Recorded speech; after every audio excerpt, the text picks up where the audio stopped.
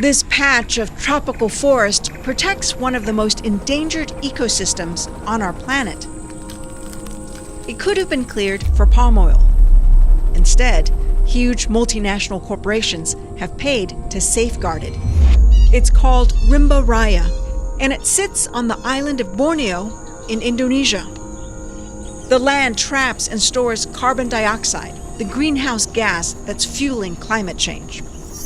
And it's an activity set to become increasingly lucrative. This is an emerging asset class. It's an opportunity to exponentially grow the global economy based on the ever-increasing value of these natural capital assets. And that means a fight over the spoils. So what we have here is essentially a battle between companies and the Indonesian government, all fighting for a slice of the profits. The fight over this protected jungle highlights one of the most pressing questions in the climate change battle. Who profits from saving the planet?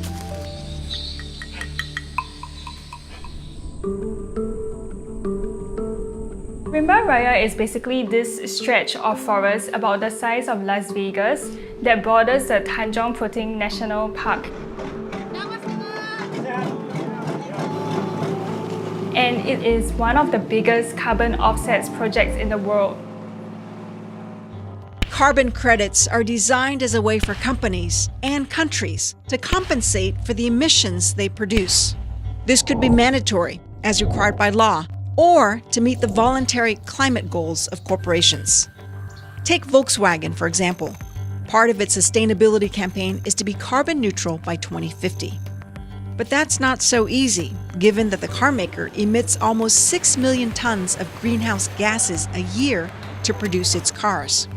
So to offset some of its pollution, VW buys credits from projects like Rimba Raya. The credits help fund the preservation of forests that otherwise would be at risk of destruction. This stops massive amounts of carbon dioxide from being released and compensates for or offsets Volkswagen's emissions generated elsewhere. In Rimba Raya's case, carbon credits fund the protection of its forests and peatlands that can store 8 times more CO2 than a typical rainforest of the same size. Its credits also pay for conservation efforts and community initiatives like this library and mobile clinic. Let's see where I was there. And what Rimba Raya did is nothing short of remarkable. We had a list of things we wanted to prove when we created the Rimba Raya Biodiversity Reserve. And one was that we could achieve transformation sort of at scale exclusively through the monetization of those carbon assets. Todd Lemons is co-founder of a company called Infinite Earth, which created Rimba Raya in Borneo. The world-famous primatologist, Dr. Barute Galdikas, was located there. We went to her and explained what we wanted to do. The first response we got was, "I heard all about you carbon cowboys, I'm not interested." Often called the Wild West of modern capitalism, carbon offsets have a checkered history. Eventually, Dr. Galdikas told Todd of an area slated for palm oil, a key ingredient in everything from lipstick to candy bars, and among Indonesia's most lucrative exports. Todd and his business partner, Jim Volcanic, looked for local backers who could persuade the palm oil company to back down. And this was how businessman Rusman Wijaya, who heads the local firm PT Rimba Raya Conservation, got involved. This is a good project for humanity, for clean air of the world. Rimba Raya is massive. More than 25 million tons of carbon dioxide by companies have been offset using Rimba Raya credits. So that's about just a little less than the amount of carbon emissions that London emits every year. But carbon offsets have proven controversial. If the idea that you can simply invest a little money and make your carbon footprint disappear sounds too good to be true, that's because it absolutely is. Carbon offsets are seen by some as a way to delay meaningful climate action, so there have been reports of projects generating bogus carbon offsets. Critics argue that companies can use offsets to claim that they're environmentally friendly without actually doing anything to pollute less. It's otherwise called greenwashing. Public confidence and investor confidence in the integrity of those credits is under the spotlight, and that's a big risk and something we're trying to work our way through. Still, this hasn't stopped the industry from growing as polluters try to meet their climate goals. The carbon offsets industry is worth about $1 to $2 billion today, and growth in prices could mean a market worth as much as $1 trillion by 2050, according to Bloomberg NEF estimates. That's made Wall Street and governments take notice. The Indonesian government was only getting roughly 10% of revenues from local carbon offset projects. It grew alarmed that foreign project developers would be the main beneficiaries of this boom. Indonesia slammed on the brakes and said, wait a second, there's no policy around this and we have to figure that out. So the government did two things. It banned sales of new carbon credits from 2021. And a few years later, it revoked Rimba Raya's license over what it said were violations of local regulations, something PT Rimba Raya Conservation denies. Government intervention is one of the key risks for investors. Investors want to know what the rules of the games are. On the ground, Rimba Raya's workers were fighting battles of their own. Memang sangat luar biasa apinya. Nah, saat kita berjuang untuk menyelamatkan itu, di sisi lain kami lewat surat keputusan dari Kementerian Kehutanan itu izin kami dicabut. Bagaimana rasa sedih akibat rusaknya kawasan akibat api, tapi ini kami justru lebih sedih lagi. More than 70% of the staff were laid off, with limited job options to fall back on. Harapan dulu kan, masih ada setiap bulan gaji dari Rimba Raya. Tapi kan sekarang keluarga kami udah nggak ada gaji. Rimba Raya has slashed more than 2/3 of its budget and only kept limited conservation efforts going. Bibit tetap kita rawat.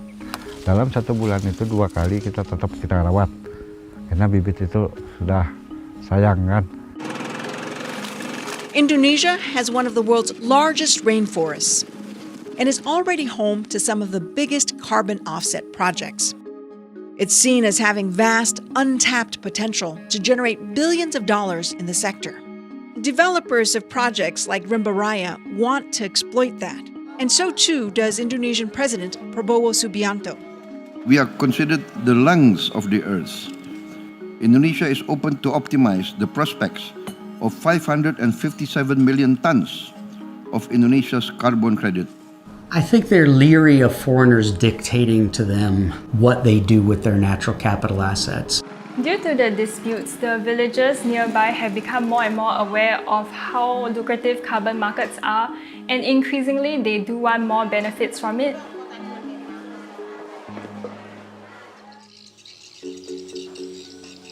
So the key question is, who should profit from this expanding industry?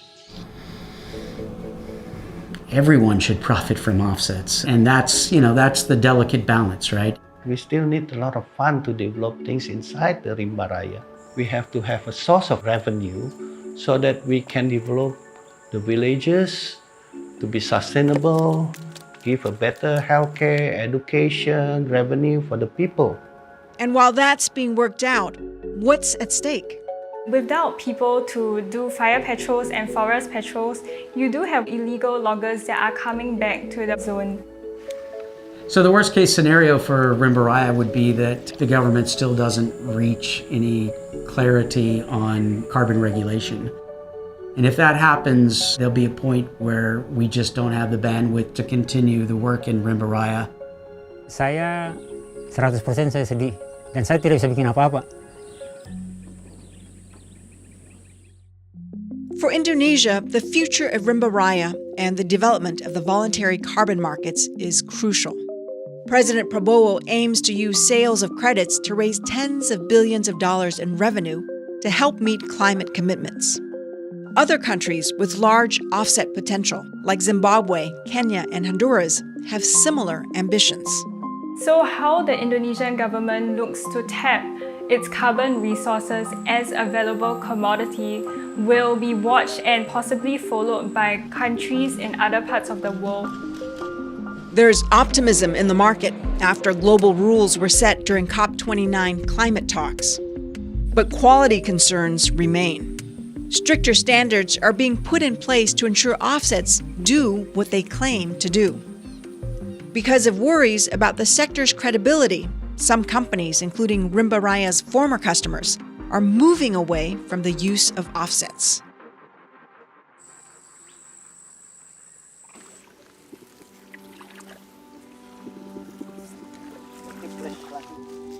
But for those back in Rimba Raya, the priority is to protect the land.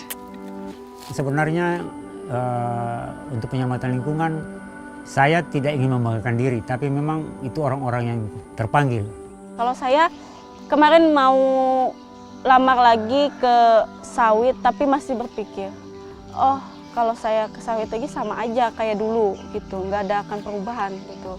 Kalau saran saya bagi pemerintah Indonesia, ayo mari kita lihat bersama-sama. Kalau pesan saya itu, ayo mari kita lihat kita dalam satu komponen utama seperti sebuah ekosistem hutan harus saling terikat.